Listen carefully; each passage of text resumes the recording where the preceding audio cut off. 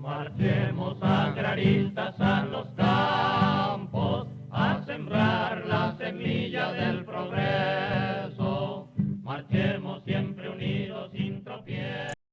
Queridos amigos de su canal México Agrario, como en ocasiones anteriores, me es muy grato saludarles y dar a todos ustedes la más cordial bienvenida. En esta ocasión nos vamos a referir al espíritu, a lo que nos dejaron dos planes revolucionarios. Quiero referirme de inicio a lo que contempló el artículo 3 del Plan Revolucionario de San Luis. En noviembre se celebra en nuestro país el Día de la Revolución y precisamente con el Plan de San Luis se establece en nuestra historia patria que se contempló el punto de partida de una lucha social, una lucha por la igualdad. ¿Qué decía el artículo 3 del Plan Revolucionario de San Luis? Que se habrían de restituir las tierras a sus legítimos propietarios. Era el segundo momento en el que se había hablado de restituir las tierras. Recordemos que el 5 de diciembre de 1810, en el cuartel general de Guadalajara, don Miguel Hidalgo y Costilla habló de la abolición de la esclavitud, pero también de la necesidad de que se restituyeran las tierras a sus legítimos propietarios. ¿Quiénes eran estos legítimos propietarios? Pues quienes formaron parte de esos grupos naturales, de esos grupos étnicos que con la conquista vinieron a ser despojados de sus tierras. Principio de justicia, sin duda. El Plan Revolucionario de San Luis retoma este principio que a la sazón vamos a tener la oportunidad de que se contemple no solo en el discurso de algunos personajes del agrarismo y de la historia de nuestro país, como don Luis Cabrera, entre otros.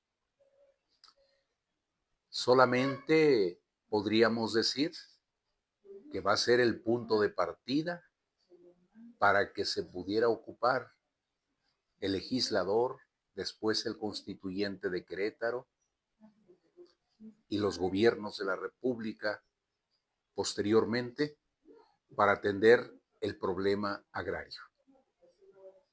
Desde luego, también es oportuno mencionar el Plan de Ayala.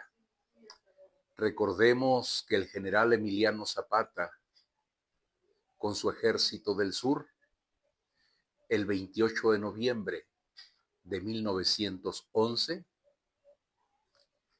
emitió este plan revolucionario de Ayala. Y podríamos decir que se constituyó como un plan eminentemente agrarista.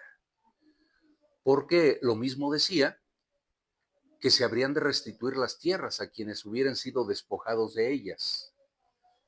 Pero también iba un poco más allá. Si es que un grupo de hombres de campo no pueden acreditar que fueron propietarios, que fueron despojados de sus tierras, se les habría de dotar de tierras. Y entonces empezamos a escuchar nosotros dos acciones agrarias básicas o de tierras, la restitución por un lado y la dotación de tierras por otro. Pero este plan de Ayala sin duda fue un poco más allá, porque decía que al triunfo de la revolución se habrían de establecer tribunales especializados para atender y resolver los problemas de la gente del campo. Este sería el primer gran antecedente de lo que a la sazón va a ser la creación de los tribunales agrarios en México, pero esto se dio como resultado de la reforma al artículo 27 constitucional del 6 de enero de 1992. Sin embargo, estos planes, tanto el revolucionario de 1910 como el plan de Ayala, van a establecer una necesidad para poder estar atendiendo los diversos problemas o asuntos del campo. Posteriormente vamos a tener la posibilidad de contar con la ley del 6 de enero de 1915, que esta fue emitida por el jefe del Ejecutivo, don Venustiano Carranza, en el puerto de Veracruz, el 6 de enero precisamente de 1915, lleva este nombre. La ley así le conocemos. Y su amigo Rubén Gallardo, en alguna obra, ha sostenido, y hoy lo comparto con ustedes, que puede considerarse como el acta de nacimiento del actual derecho agrario en México. Por otra parte, es oportuno mencionar que estos planes revolucionarios, que esta ley del 6 de enero de 1915, van a ser una base fundamental para que el constituyente de Querétaro recogiera lo que se había venido diciendo en años anteriores y se incorporara estos pronunciamientos, estos contenidos, especialmente de la ley del 6 de enero de 1915, como parte del artículo 27 constitucional.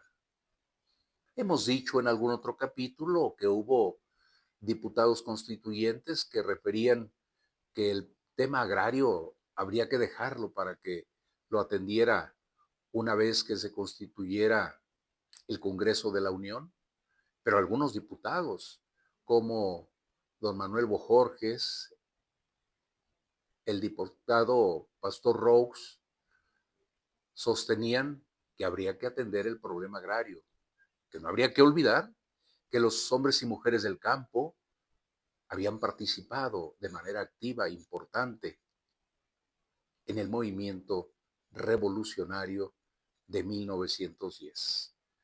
Podríamos decir que con ello, sin duda, es el punto de partida de la política de reparto agrario, misma que tuvo una vigencia por cerca de 75 años, desde la época a que nos estamos refiriendo, 1917, ya de manera más institucionalizada, aunque cabe mencionar que el primer ejido creado fue el ejido Lucio Blanco, allá en la ex hacienda de Borregos, en Matamoros, Tamaulipas.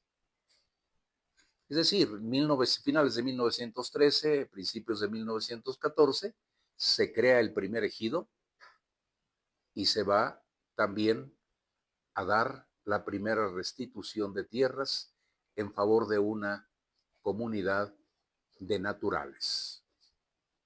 Esto, con el correr de los años, decíamos que por 75 años, poco más de 75 años, se dio la política de reparto agrario, lo que hoy podemos contemplar nosotros, poco más de 32,200 ejidos y comunidades en el país, lo que sin duda constituye la propiedad social en favor de más de 5 millones de sujetos agrarios que viven y trabajan en el campo. Podríamos decir que esta es la importancia de un derecho social porque atiende a uno de los sectores más vulnerables y también, dicho sea de paso, que en los tiempos más recientes, y digo recientes, hace 33 años, que se dio la reforma más profunda al artículo 27 constitucional, la 14ª, cuando se estableció una nueva cultura y una nueva institucionalidad agrarias. Se crearon los tribunales agrarios para conocer y resolver de la diversa problemática agraria, desde luego con una tarea eminentemente jurisdiccional. Un Tribunal Superior Agrario con sede en la Ciudad de México. En aquel momento, cuando surgen los tribunales, en el 92, 34 tribunales unitarios agrarios, distribuidos por distritos a lo largo y ancho del país, y hoy en día se cuenta con 51 tribunales, a quienes, de acuerdo a lo que establece el artículo 27, la ley agraria, a partir del artículo 163 y siguientes, así como la ley orgánica de los tribunales agrarios y el reglamento interior de los tribunales agrarios, se va a estar atendiendo cotidianamente la problemática que se presenta a lo largo y ancho del país. Todo esto, queridos amigos, sin duda, forma parte de un derecho social. Una tercera rama o clasificación del derecho, quien esto platica con ustedes, así lo considera. Derecho público, derecho privado, pero también un derecho social, porque ha venido a colmar las necesidades de los hombres y de las mujeres del campo mexicano. Esperamos haya sido de su interés este capítulo, en donde hemos abordado algunos aspectos, sí, de carácter histórico, pero también hemos tratado de dejar constancia de la importancia que tiene el derecho agrario como un derecho proteccionista para los hombres y mujeres del campo, a la sazón, podríamos decir, como un derecho de carácter social.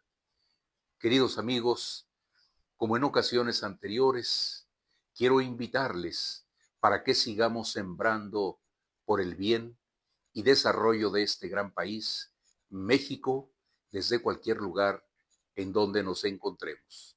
Como siempre, se despide de todos ustedes su amigo Rubén Gallardo. Hasta la próxima. Muchas gracias. Del progreso, marchemos siempre unidos sin tropiezo, laborando por la paz de la nación.